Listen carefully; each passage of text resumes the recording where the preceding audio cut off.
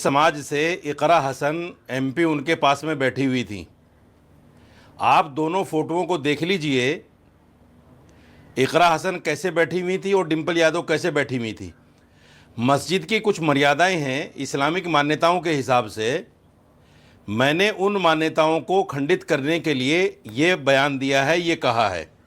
हमारे यहाँ हमारे समाज में अगर बच्ची के सर पे पल्लू नहीं होता तो उसको कह दिया जाता है, अरे पल्लू तो रखो कि नंगी क्यों घूम रही हो। और ये लफ्ज़ इतना बुरा नहीं है। सवाल ये है कि डिंपल यादव, अखिलेश यादव पार्टी के सुप्रीमो हैं और एक कॉन्स्टिट्यूंसी को रिप्रेजेंट भी करते हैं। क्या इनको पता नहीं था इस्लाम की मान्यताएं क्या है? तो आप अपने बयान पर कायम हैं? मस्जिद में जाना तो किस हालत में जाना? तो आप अपने बयान पे कायम है रशीदी साहब? नहीं, सवाल ये है कि नहीं, हाँ या ना? आपने सफाई दी, आपने सफाई दी, मतलब क्या है? आपने सफाई दी कि आपके वहां पे नंगा सर जाओ तो नंगी बोल देते हैं, तो आप नंगे शब्द के साथ खड़े हुए हैं, आपने सफाई दी। करेक्ट? नहीं, मैंने करेक्ट, मैं ठीक बोल रहा हूं? यही कह रहा हूं कि मैंने ऐसा कोई आपत्तिजनक बात नहीं कही। आप अपने बयान पे कायम है, ठीक है। अब मेरी बात सुनिए ध्यान से। किसी भी व्यक्ति ने उस पिक्चर को जूम इन करके नहीं देखा, आपने जूम इन करके देखा। आपने उनकी पीठ देखी, आपने उनकी गर्दन देखी, आपने उनका सर देखा नहीं, इसीलिए आपत्ति हुई। और फिर आप उस बयान को पहले आप एक अलग से माइक पर इंटरव्यू में देते हैं, फिर एक टीवी चैनल के डिबेट में जाकर कहते हैं। यानी आप अपनी बात पर आज भी कायम है। उस तस्वीर में किसी ने आपत्ति नहीं की थी कि वो किस तरीके से बैठी थी। आपने एक शब्द का इस्तेमाल किया। मैं सुनिए, मैं आपके कैमरामैन को कहूंगा कि इसको जूम करें। मैंने जूम करके नहीं देखा, इस वीडियो को जूम करके आप देख लीजिए। क्या ये इस्लामिक मान्यता और हम जानते हैं उस तस्वीर में क्या है, वो तस्वीर में क्या है आप जानते हैं। पर आपको तो इस बात अच्छी तरह आपको तो इस बात की खुशी होनी चाहिए सुमित भाई, एक गैर इस्लामिक लोग जो हिंदू धर्म को मानते हैं वो मस्जिद गए, वहां बैठे हुए हैं, वहां चर्चा कर रहे हैं। ये तो और बड़ी बात थी। वहां पे 6 और आदमी बैठे हुए हैं जिनके सर पे कुछ नहीं है, वो आपको नहीं दिखाई दिया। वहां पे उस तस्वीर में 4 या 5 सांसद और दिख रहे हैं जिनके सर पे टोपी नहीं है, जिनके सर को कवर नहीं किया गया। आपकी भाषा में कहो तो उनका सर भी नंगा है। जाने पर कोई आपत्ति नहीं है।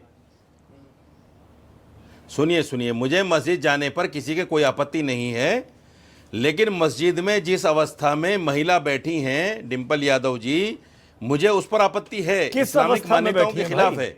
मैंने वही बात की है। दूसरी बात सुनिए सुमित जी, परसों से समाजवादी पार्टी के कार्यकर्ता मुझे फोन कर करके मां बहन की गालियां दे रहे हैं।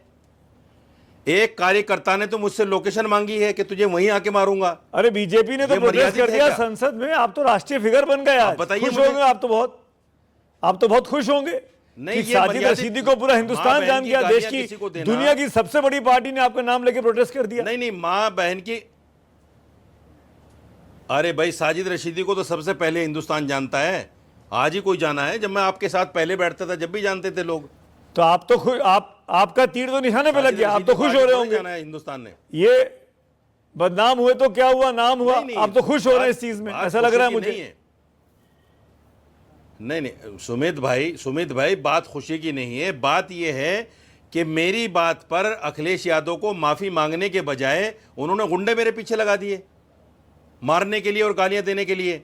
बीजेपी भी आपके खिलाफ ट्वीट कर रही है। चाहिए थी अपने इस बीजेपी भी आपके खिलाफ ट्वीट कर रही है, कई नेताओं ने किया है। सब लोग सियासत तो आप ये कैसे कह सकते हैं समाजवादी पार्टी ने गुंडे लगा दिए? कर रहे हैं। आप ये कैसे कह रहे हैं कि समाजवादी पार्टी ने गुंडे लगा दिए? आज जो महिलाएं प्रोटेस्ट कर रही हैं लोकसभा में, जब हाईवे पर वो दुष्कर्म हुआ था एक नेता के माध्यम से, तो उस वक्त तो किसी महिला ने प्रोटेस्ट नहीं किया लोकसभा में। कैसे पता आपको? आज मेरे बयान पर प्रोटेस्ट हो रहा है, तो ये राजनीति नहीं है क्या? आप बताइए मुझे, आप क्या चाह रहे हैं? सबको पता है खुली राजनीति। आप क्या चाह रहे हैं? अच्छा, ये तस्वीर जो आप दिखा रहे थे अभी, उस तस्वीर में तमाम सांसद भी दिख रहे हैं जिनके सर पे टोपी नहीं है, क्या वो जायज है? देखिए, क्या भाई, मस्जिद आप में मुझे जाते हैं बताइए, टोपी लगाए सुमित भाई, बगैर? आप हिंदू धर्म से आते हैं। आप मुझे समझाइए ना। सुनिए सुनिए हाँ। सुनिए सुनिए, आप हिंदू धर्म से, मेरी बात सुनिए पहले। आप हिंदू धर्म से आते हैं, क्या आपके घर की कोई महिला पूजा आरती करते समय भगवान के सामने, भगवान की मूर्ति के सामने इस हालत में बैठती हैं क्या? अरे क्या इस हालत है, में मानिए डिम्पल यादव बैठी हुई हैं। गजब क्या बात पल्लू कर नहीं रहे होता हैं। क्या जब उनके सर महिलाएं पे? साड़ी पहनती हैं, अपने घर की महिलाएं भी, आपके घर की महिलाएं भी, तो पीठ गला पेट दिखता है, उसको नंगा नहीं कहा अरे भाई, जाता। घर में कुछ भी पहनो, कौन मना अरे कर रहा साड़ी है? भारतीय परिधान है। अरे भाई, घर में कुछ भी पहनो सुमित भाई, सुमित भाई, घर में कुछ भी पहनो। अरे सड़क पे कहीं कुछ भी पहनो। पूजा पाठ में भी यहाँ साड़ी तो पहन शॉर्ट के में महिलाएं फिरने की बैठती हैं। लड़कियां। हम तब किसको भी मना कर रहे हैं? नहीं, आप अरे तो भाई, मुझे आप मुझे लड़कियां शॉर्ट अच्छा, में आप फिर रही तो हैं, हम इमाम किसको मना काउंसिल कर के रहे हैं? अध्यक्ष है ना। इमाम काउंसिल, क्या कुरान में लिखा हुआ है कि आप जी। कैमरे के सामने आ सकते हैं? क्या कुरान को पढ़ने वाले लोग, बिल्कुल। ये लिखा हुआ है कि आप देखो, मीडिया के मस्जिद सामने आके बयानबाजी कर सकते हैं? क्या कुरान में देखिए, यह है कि आप कुरान में- राजनीति कर सकते हैं? कुरान में तो, अरे सुनो तो सही मेरे भाई, सुमित भाई सुन तो लो।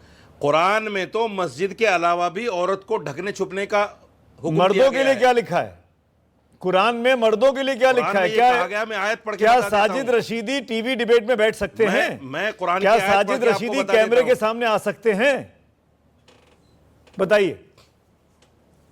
हाँ, आ सकते हैं, आ सकते हैं। ये कहाँ लिखा है रशीदी जी? आपकी कुरान के किस पन्ने पे, किस जगह पे ये लिखा है? बताइए कि आप टीवी डिबेट में आ सकते हैं, आप कैमरे के सामने अपना कैमरा फेस कर सकते हैं? बताइए।